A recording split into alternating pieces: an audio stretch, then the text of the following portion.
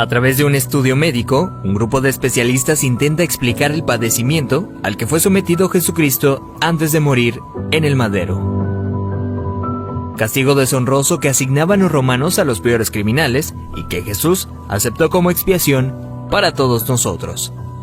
Con 33 años de edad, Jesús sufrió el castigo más cruel y abominable, ocasionándole una muerte lenta y extremadamente dolorosa, padeciendo al menos unas 18 horas.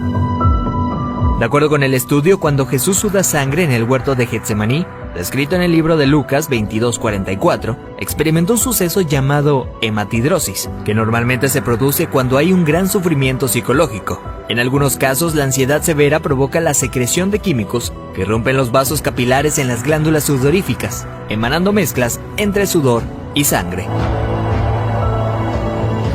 La madrugada en la que Jesús fue arrestado, ya debilitado por lo que le habría sucedido en el huerto, fue llevado ante Sanedrín y Caifás, el sumo sacerdote. Fue golpeado por los soldados, quienes le pusieron una venda en los ojos para burlarse de él, le escupían y le abofeteaban. Para este entonces, a raíz de los golpes, ya su rostro empezaba a hacerse irreconocible debido a la hinchazón.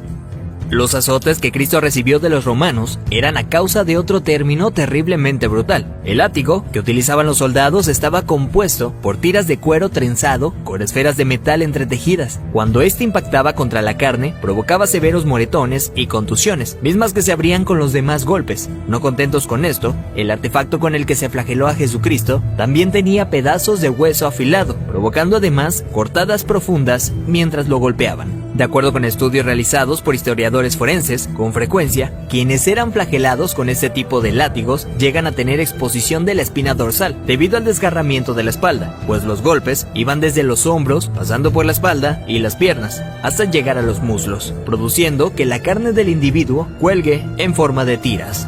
Mientras sucedía, en el interior de la persona, en este caso Jesucristo, se experimenta un dolor tan grande que debió llevarlo a una conmoción hipovolémica, es decir, que la persona a raíz de la gran pérdida de sangre sufre de taquicardia, pues el corazón acelera su ritmo intentando bombear una sangre que ya no existe, lo que a su vez conlleva una baja presión sanguínea, dando paso a la pérdida de la conciencia. Al mismo tiempo, los riñones dejan de producir orina para mantener el volumen restante. Las personas empiezan a sentir una sed intensa, como reacción del cuerpo para intentar reponer la sangre perdida.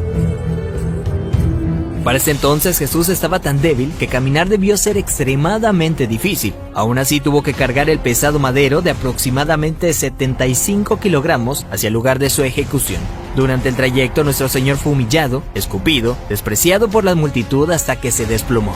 Evento que sirvió para que un soldado romano le diera la orden a Simón que llevara el madero un tiempo por él.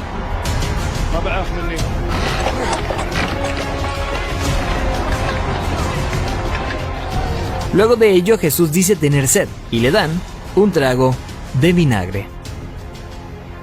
Los criminales condenados a esta pena eran amarrados. No obstante, a Jesús le clavaron de forma horizontal, con las manos abiertas. La viga llamada patibulum aún no se había unido al madero, colocado de forma vertical permanente. Los clavos que se usaban para este hecho eran de entre 13 a 18 centímetros de largo, afilados en punta, con el objetivo de que este atravesara el nervio mediano. Al romperse ese tendón y poner las muñecas clavadas, Jesús fue forzado a utilizar todos los músculos de su espalda desgarrada para poder respirar.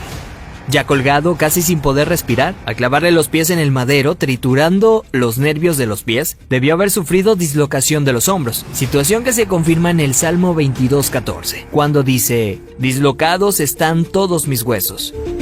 Lo siguiente es una muerte lenta por asfixia. Conforme se iba disminuyendo la frecuencia respiratoria de Jesús, entra en lo que se llama acidosis respiratoria. Dicho en otras palabras, es cuando el dióxido de carbono de la sangre se disuelve con el ácido carbónico, lo cual produce un aumento notable en la acidez de la sangre, lo que lleva a que el pulso sea irregular. De hecho, al sentir su corazón latir de forma errática, hubiera sido un indicador claro para Jesucristo que estaba a punto de morir. Y es entonces cuando probablemente pudo haber pronunciado aquella frase: «Padre, en tus manos encomiendo mi espíritu», para después morir de un paro cardíaco.